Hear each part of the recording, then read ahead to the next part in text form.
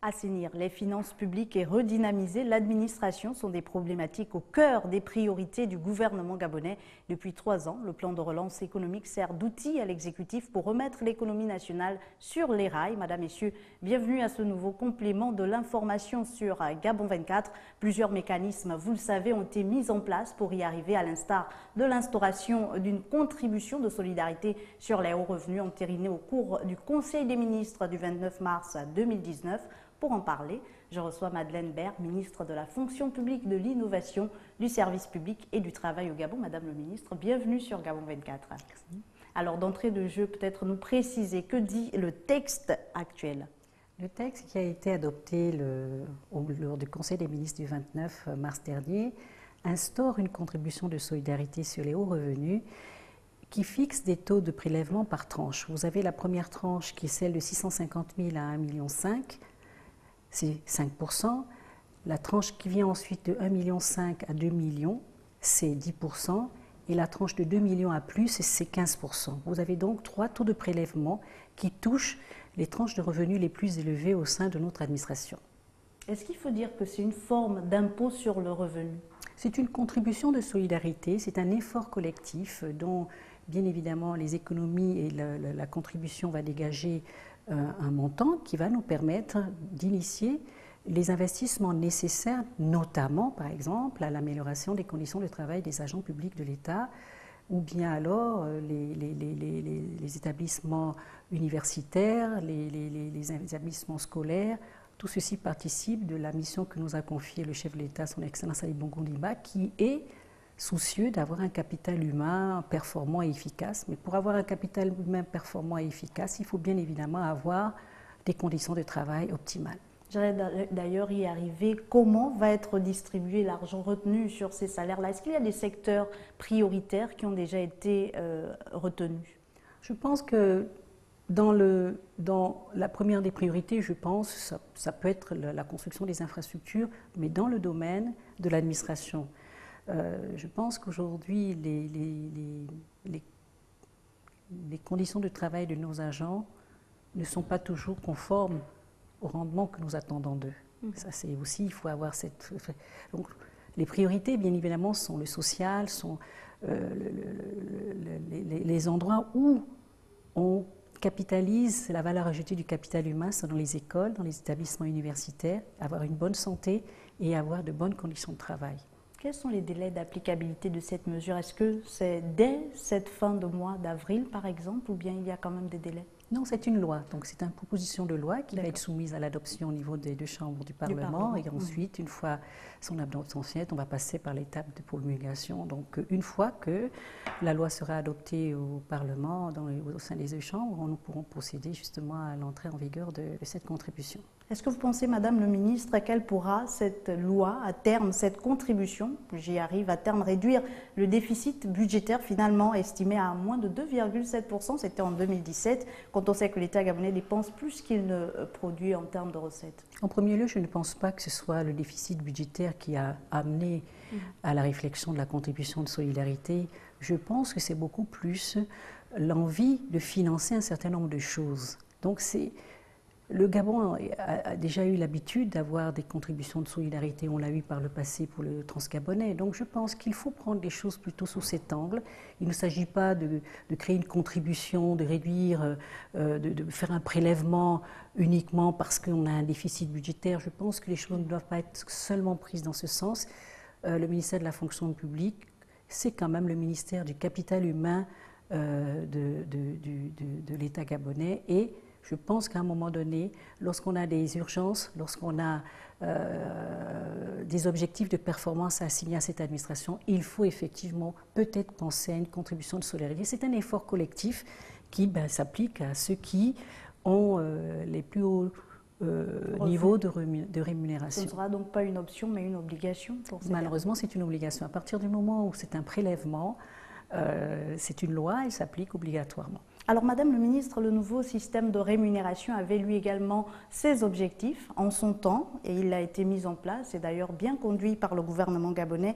Est-ce que finalement, le fait que cette catégorie d'agents ait été augmentée aurait, pour corollaire, certains auraient poussé la réflexion à dire que c'est cette augmentation que l'État voudrait retirer? Mais non, il ne faut pas prendre les choses comme ça. C'est une contribution, c'est un effort collectif, vous savez, dans le contexte qui est le nôtre aujourd'hui. Dans le contexte où nous voulons tout avoir, dans le contexte où tout le monde est en attente de la meilleure performance, il faut savoir que dans ces moments-là, on se met ensemble et on participe tous à cette solidarité. Je ne pense pas... la mesure et l'impact des personnes qui ne sont pas du tout payées via le système de rémunération. La mesure, elle touche des parlementaires, la mesure, elle touche des ministres, la mesure, elle touche les cabinets ministériels, les cabinets des institutions. La mesure, elle touche une population diverse et variée qui n'est pas forcément payée via le système de rémunération. Tout ce qui est marge au budget de l'État, tous ceux qui perçoivent une rémunération au budget de l'État et qui sont dans les tranches qui ont été indiquées sont impactés par la mesure. Donc, je pense qu'il ne faut pas forcément voir les choses en disant c'est une réduction de salaire, etc. Je pense qu'il faut avoir le souci de prendre les choses dans leur globalité et de dire que bon, quand la situation ne va pas bien, ceux qui gagnent un peu plus peuvent participer à cet effort de solidarité, de construction, puisque je vous ai dit que ce qui va être dans cette contribution, qui est de l'ordre à peu près de 17 milliards par an, ça va nous permettre d'initier des investissements dans des secteurs qui doivent participer de l'amélioration de ce capital humain dont on a tant besoin pour un pays qui veut avoir des performances sur le plan économique, sur le plan de l'administration. Vous savez, l'attractivité d'un pays s'apprécie également par la qualité de son capital humain et l'efficacité de son administration. Aujourd'hui, quand vous voyez notre administration, elle a besoin d'être dans des conditions de travail optimales. La fonction publique a toujours garanti un emploi. Mais est-ce que vous pensez que les ministères aujourd'hui, nous avons été soucieux de garantir la bonne employabilité productive de nos agents? On leur a garanti un emploi. Mais est-ce que nous avons fait l'effort de les mettre dans des conditions de travail qui sont capables de nous permettre d'apprécier le rendement à travers les tâches qu'on leur donne, etc. Non, je pense qu'il faut mettre l'ensemble de ces mesures dans cet environnement de bonne performance, de bonne gouvernance de la gestion de nos ressources humaines. Maintenant, c'est vrai, on fait un effort un peu plus, ceux qui gagnent plus vont participer, mais c'est pour le bien-être de tout le monde et l'avenir de nos générations futures. L'administration, d'ailleurs, n'a de cesse de nous réclamer des bonnes conditions de travail. L'administration, lorsque vous examinez tous les cahiers des charges de nos administrations, de nos salariés, ça repose sur les conditions de travail. Donc, il nous faut faire cet effort de bien lier les choses. On a toujours garanti un emploi, mais on n'a pas forcément toujours garanti les bonnes conditions de travail, les bonnes conditions de rendement, les bonnes conditions de productivité de cet agent. Oui. Il est important qu'on s'arrête un peu, on fasse le point et on dise comment allons-nous gérer le capital humain qui constitue cette masse salariale. Vous voyez, il faut regarder les choses en amont et essayer de voir. Et cette contribution va nous permettre justement d'identifier le financement d'un certain nombre de segments qui permettraient à ce capital humain qu'on appelle masse salariale, parce qu'on voit les choses sous un angle budgétaire, de pouvoir leur donner les meilleures chances de travailler dans des conditions optimales, de bonne productivité. Un élan de solidarité gouvernementale qui traduit une forme de justice sociale et qui place le capital humain au centre donc de cette mesure. Autre mesure prise lors du dernier Conseil des ministres, celle de la réduction à hauteur de 50% de la main-d'œuvre non permanente. Madame le ministre, beaucoup s'inquiètent par rapport à cette mesure. Peut-être l'occasion ici de préciser les choses. Je pense qu'il n'y a pas lieu de s'inquiéter. Cette mesure est venue à partir d'un constat qui a été établi, qui révèle que, à l'origine, comme vous le dites si bien, la main-d'œuvre non permanente était une option qui était offerte exceptionnellement et dérogatoirement aux règles de recrutement à la fonction publique pour permettre l'emploi d'un certain nombre d'agents de faible qualification pour l'exécution de tâches limitées dans le temps, donc temporaires. Donc ce n'était pas une employabilité permanente. Mais quel est le constat que nous faisons aujourd'hui? C'est que nous avons un total aujourd'hui identifié de 15 000 agents, dont 59% travaillent à l'intérieur du pays, et le reste, les 41% restants, à Libreville.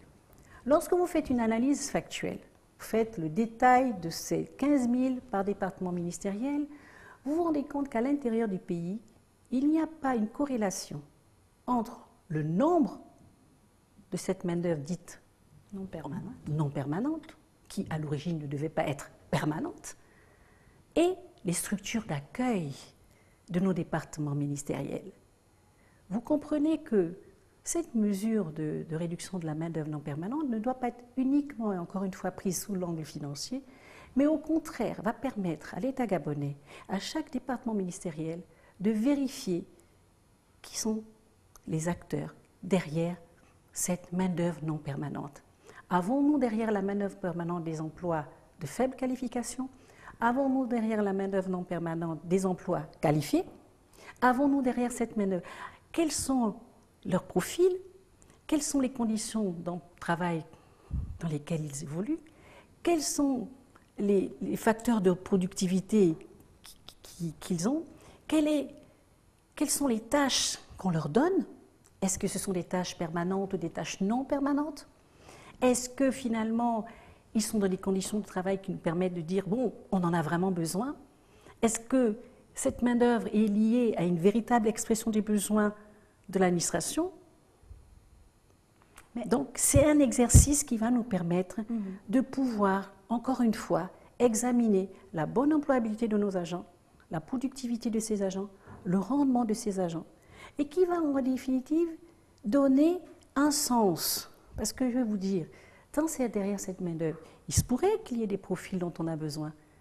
Alors, ça nous permettra, à nous, État, finalement, de réfléchir sur un régime juridique adéquat en conformité avec les règles de notre pays pour employer, non pas dans un fourre-tout qu'on appelle main-d'œuvre non permanente, mais des agents qui vont avoir un statut bien défini, bien précis.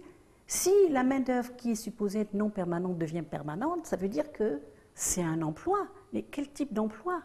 Vous voyez, la réduction de la main-d'œuvre non permanente, c'est un exercice qui va nous permettre d'identifier tout ça. D'identifier, mais qui, malheureusement, mettra également certains au chômage. C'est certain, mais une chose est sûre, on pourra envisager l'externalisation de certains services. Si on constate que plusieurs services ont trait à des services qu'on peut externaliser, ça créera d'ailleurs de l'emploi de manière un peu entrepreneuriale, pourquoi pas. Ça nous permettra d'identifier des profils dont on pourra imaginer le renforcement et des capacités en vue d'une reconversion, un redéploiement. Ça nous permettra de finalement vérifier positivement les conditions de travail. Est-ce qu'aujourd'hui, vous êtes convaincu que cette main-d'œuvre non permanente est en situation d'emploi? Y habilité, je dis bien employabilité, pas emploi. Ils le sont puisqu'ils ont un salaire qui mais je vous dis, est-ce que vous êtes sûr qu'ils sont tous dans des conditions de travail? C'est tout l'enjeu. Donc, je pense que la démarche qu'on a adoptée n'est pas une démarche qui ne consiste qu'à prendre un ciseau et à couper. Non, c'est une démarche qui repose sur une situation, un état des lieux, une logique, justement pour accompagner ce capital humain. On ne peut pas réfléchir et penser l'emploi dans mon pays qu'à travers la main-d'œuvre, la masse salariale. Donc je pense que si on intègre qu'en amont, il s'agit d'un capital humain qu'il faut accompagner, qu'il faut identifier, je pense qu'on comprendra que cette mesure de 50% de la main-d'œuvre non permanente est une opportunité pour nous permettre justement de faire un point sur ces emplois, qui, je le rappelle, étaient à l'origine liés à des situations bien précises. Donc si on a eu un dérapage ou ça signifie qu'on doit réfléchir sur un statut juridique adéquat, propre, afin de mieux les gérer, de mieux les accompagner et rendre notre administration performante au demeurant. Donc, je pense que c'est ce qu'il faut retenir de là. C'est vrai que qui dit réduction parle cessation de travail, mais on verra bien. Je pense que les choses se feront sur une démarche méthodique, sur une démarche réfléchie. On ne va pas décider comme ça de manière arbitraire, mais il y aura un état. D'ailleurs, c'est une des raisons pour lesquelles nous allons profiter de l'opération de ce recensement biométrique qui est également annoncé pour justement nous permettre de mieux identifier, de mieux préciser cette catégorie d'emploi. Et puis, comme je l'ai dit à la fin, toujours chercher à leur accorder un régime juridique. Vous avez 3 régimes juridiques aujourd'hui dans l'administration. Il y a l'agent contractuel, il y a le fonctionnaire classique, et puis vous avez cette catégorie. Bon, j'enlève les hors-statut, etc., c'est particulier, mais dans l'ensemble, vous avez. Si nous avons 15% de notre masse aujourd'hui salariale qui est représentée par cette main-d'œuvre d'empowerment, nous avons une responsabilité au niveau de l'État. Effectivement. Faut-il maintenir cette forme d'emploi dans cette situation? Je pense que non. Il faut trouver un régime juridique qui nous permette de dire soit ils sont contractuels, soit ils sont fonctionnels. Si on en a besoin pour des raisons permanentes et des tâches permanentes bien définies à donner, il faut donner un statut. Et vous avez vu qu'après tout ça, nous avons également les autres réformes que nous avons, l'évaluation des performances des agents. Voilà, tout ça, ça participe de la qualité de notre capital humain. Il est important de savoir que l'ambition du Gabon au niveau de la fonction publique, c'est on définit d'abord le profil, en fait on fait l'emploi. Une fois qu'on a fait l'emploi, on fait le poste de travail. Le poste de travail, on met les conditions de travail, on définit les tâches de travail, et ensuite on arrive au rendement. C'est de ça dont il s'agit. Il faut que nous intégrions cette démarche pour effectivement savoir comment nous employons nos agents. C'est important. Et si au terme de cette opération de réduction qui va nous permettre de faire d'abord une pré-analyse de la situation, on se rend compte que finalement on a des agents de très bonne qualité qui sont là, mais on réfléchira pour définir un régime juridique qui leur soit applicable. Je pense que cette réflexion intègre toute la réforme globale que nous avons de la gestion de nos ressources humaines. Vous parliez de l'opération de biométrie, c'est ça, des agents publics. Comment elle se fera? Quand elle se fera? Bon, ça, c'est une solution qui a été réfléchie pour affiner ce qui a déjà été fait. Nous avons un nombre total d'agents dont les chiffres varient selon les fichiers. Il y a eu la mise sous bon de caisse. Est-ce que cette opération n'a pas suffi à... Non, elle n'est pas suffisante parce que justement cette opération de bon de caisse nous a permis à révéler, de voir que certains agents étaient en situation d'emploi, certains agents étaient sans affectation, certains agents étaient à l'étranger, certains agents étaient malades. Nous avons besoin d'avoir une idée claire sur tout ça. Un fichier? C'est ça.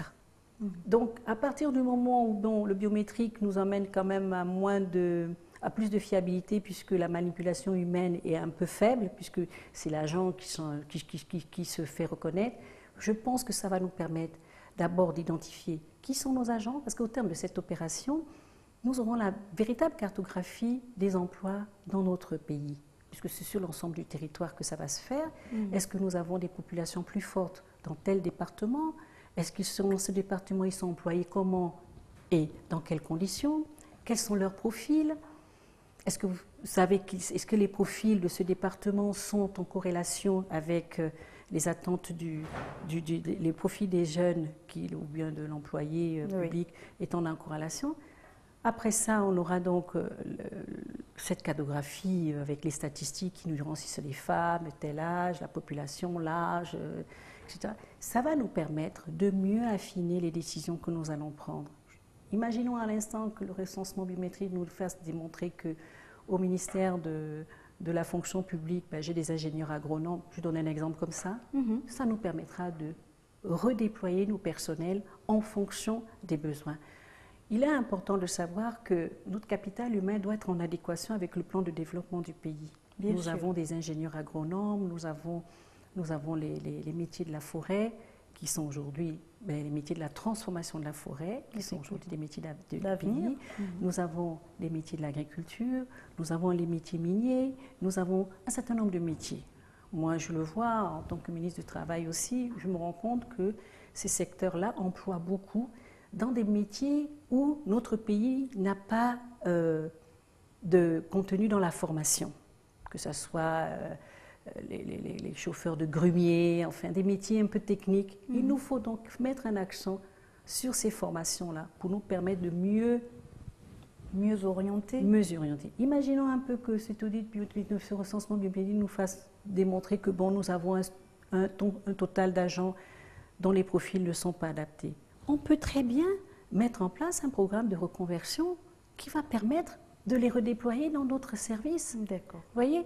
Donc je pense qu'il faut avoir cette démarche positive dans toutes les réformes. Il est important de rassurer les populations sur le fait que cette démarche, ces démarches-là vont dans le sens de vraiment mettre en valeur le capital humain disponible au sein de notre administration. Redorer également l'image de l'administration publique. Et malheureusement, ce sont moi, je rencontre des jeunes qui me disent « Madame le ministre, je suis à la fonction publique, mais je n'ai pas de travail. » Donc, quand vous multipliez ça par 100, vous allez vous rendre compte que cette démarche va nous permettre de mieux identifier nos ressources humaines, de mieux les utiliser, de mieux les encadrer. Et malheureusement, il nous faut partir d'un fichier fiable qui permet une bonne lecture de la situation. À partir d'une bonne lecture de la situation, vous avez effectivement ce qu'on appelle le bon diagnostic avec le bon traitement qui va aller avec. Mais il faut avoir à l'esprit que c'est une démarche qui n'est pas forcément exclusivement liée dans un souci de rationalisation de la dépense publique, qui reste quand même au cœur de nos préoccupations, mais au-delà de cette préoccupation d'amélioration il y a la gouvernance de notre capital humain qui a été un peu délaissée parce que finalement, on se rend compte qu'on a recruté juste parce qu'il fallait recruter. On n'a pas recruté en se disant en fonction des besoins. Voilà, il n'y avait pas une expression claire des besoins en ressources humaines, ce qui fait que vous avez dans certains départements ministériels des carences, des vides, parce qu'on n'a pas les effectifs qu'il faut. Et dans d'autres, un trop-plein. Je pense qu'il faut donc avoir ce sentiment à l'esprit que cette démarche est une démarche de proactivité pour justement améliorer les conditions de travail de nos agents et améliorer la gestion de leur recrutement et de leur évolution au sein de l'administration. On a recruté de manière tout azimut, il faut le dire quand même, ce qui fait qu'on a généré des situations où nous avons du mal maintenant à dire s'ils sont employables ou pas dans tel ou tel secteur. Donc, cette mesure de gel de nos recrutements, c'est une règle de bonne gouvernance. Et j'allais d'ailleurs y arriver. Jusqu'à quand, Madame le ministre? C'est une règle de bonne... Mais jusqu'à ce qu'on fasse le point, on va faire d'abord le point. Si nous maintenons... Vous ne pouvez pas imaginer que le gouvernement gabonais va demander tout d'un coup d'un seul de geler les recrutements alors qu'on a besoin d'une administration performante. Faisons d'abord le point des 100 000 agents qui sont dans notre fichier.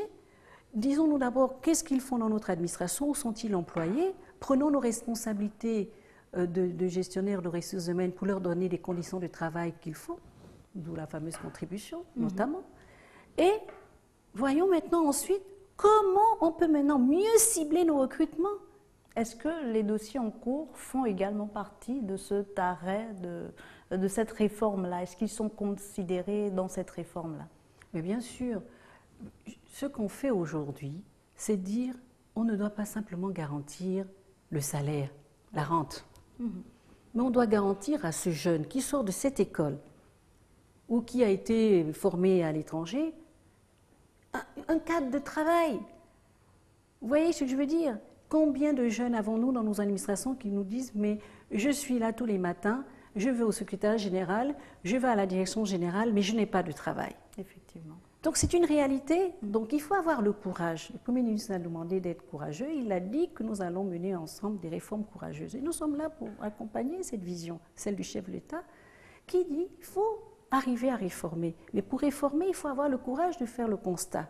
Mais le vrai constat, pas le constat simplement des chiffres, le constat qui nous dit qui sont les hommes et les femmes qui constituent aujourd'hui le capital humain de notre administration publique. C'est tout. Madame le ministre, peut-être pour terminer, 2019, vous le savez, les Gabonais le savent, est la dernière année pour l'exécution du plan de relance économique, l'année de l'action et surtout de la matérialisation de décisions. Qu'envisagez-vous comme axe prioritaire au sein du département qu'est le vôtre? Je vous l'ai déjà dit, j'envisage de mettre un recensement biométrique qui va nous permettre d'avoir une cartographie à très bref délai pour dire et permettre d'affiner et de mieux préciser le contenu de la politique de gestion des ressources humaines. Nous allons également moderniser un certain nombre de choses, notamment le Premier ministre nous a demandé d'envisager la responsabilité de chaque département ministériel pour la gestion des ressources humaines. Donc nous avons mis en place un manuel de procédure qui va figer de manière harmonisée les procédures qui sont applicables sur l'ensemble de l'administration. Nous avons également le problème de la bonne employabilité, la vérification de l'assiduité de nos agents, la possibilité de leur donner des bonnes conditions de travail, le système d'information des ressources humaines qui permet effectivement de bien gérer l'agent qui est en congé maladie, l'agent qui est en congé de maternité, l'agent qui est en congé, l'agent qui est en stage. Tout ça, ça participe de la bonne gestion. Il faut d'abord poser les bases, les outils. Ensuite, nous pourrons planifier. Cette année est une année qui est figée sur des réformes de fond et puis un état des lieux avec une feuille de route bien définie pour, je le confirme encore, toujours garantir la performance et l'efficacité de notre administration. Merci à vous, Madeleine Baird, d'avoir accepté notre invitation. Je rappelle que vous êtes le ministre de la fonction publique, de l'innovation, du service public et du travail au Gabon. Merci encore pour tous ces éclaircissements avec vous. Nous sommes donc revenus sur les réformes en cours au sein de l'administration dont vous avez la charge pour mettre davantage au centre des préoccupations le capital humain. Et merci à vous, chers téléspectateurs, dans l'espoir de vous avoir éclairé. Je vous dis à très vite sur Gabon 24.